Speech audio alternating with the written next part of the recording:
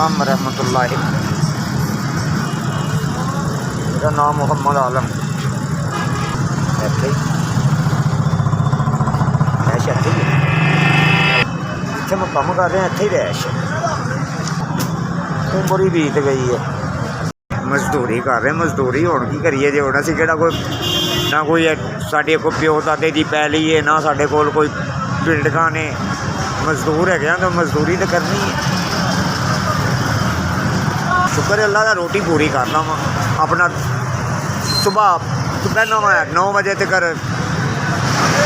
अपना अल्लाह पाक जो लंगर पानी दे देंदा वे, लै जाने घर जाके अपना गुजारा कर लें। शुक्र है उसकी जात पाक का।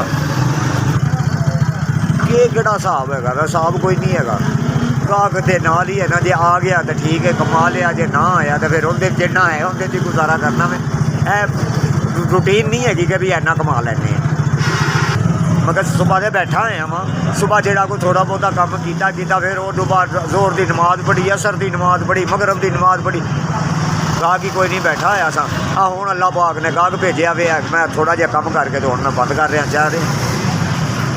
हाँ जी, मजदूर हाँ, गरीब हाँ, अपने बच्चियों वास्ते, ब्याह वास्ते, बच्चे पालन वास्ते मजदूरी कर रहे हैं।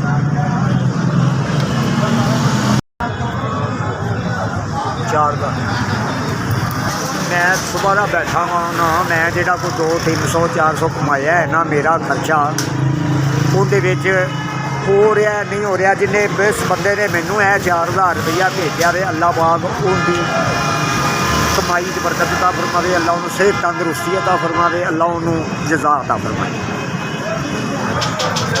SVS ताड़ी बड़ी मेहरबानी, अल्लाह तुहानू जज़ा अता फरमावे। बहुत शुक्रिया, मेहरबानी, अल्लाह